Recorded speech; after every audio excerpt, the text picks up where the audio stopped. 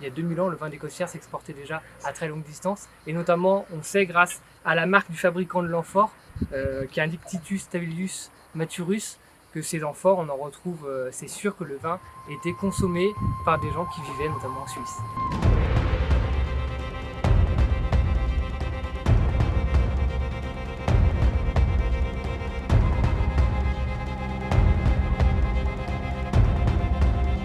Bonjour, je m'appelle Fabrice Bigot, je suis responsable de la fouille archéologique programmée du Mas d'Étoile, un site d'époque romaine, une villa qui produisait du vin durant l'époque romaine et qui possédait un atelier d'amphore pour pouvoir exporter son vin.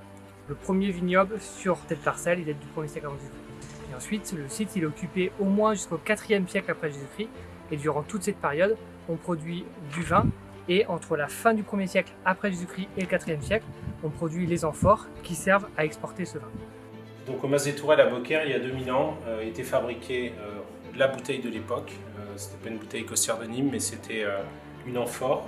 Alors, deux types d'amphores, la gauloise 4 qui était consommée localement et la gauloise 1, un peu plus large, qui était exportée. Donc ici, vous êtes dans la basse vallée du Rhône, donc à Beaucaire. On est à quelques kilomètres du Rhône.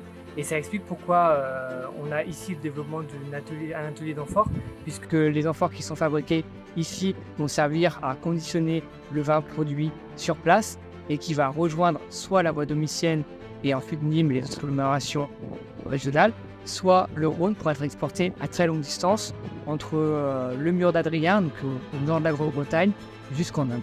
Ce four qui pouvait cuire jusqu'à 1080 amphores, il fallait un mois entre le moment où on chargeait le four et le moment où les amphores étaient cuites, on déchargeait. Et il fonctionnait pendant, on estime, 9 mois par an, donc ça fait à peu près 10 000 amphores qui étaient produites tous les ans sur le site, des amphores qui contenaient 33 litres en moyenne de vin. La première reconstitution mondiale d'une cave gallo-romaine qui a été reconstituée en 1994 au Mas d'Étoile à Beaucaire. Le raisin était ramassé dans des paniers en osier, qui était amené à la cave, il était foulé aux pieds. Et une partie du jus était récupérée au foulage et l'autre partie grâce à un pressoir en chêne qui est assez imposant avec une poutre de 2500 kg. Ensuite, le jus de raisin était transféré dans les dolias. Les dolias, c'était les cuves de vinification de l'époque où le jus de raisin fermentait pendant plusieurs semaines pour donner 3 vins romains reconstitués au Mas d'Étoile. Vous voyez, ici, je me trouve à l'emplacement des thermes qui étaient dévolus à la main-d'œuvre de la villa. Un petit peu plus loin, vous avez les hangars qui servaient au tournage des amphores.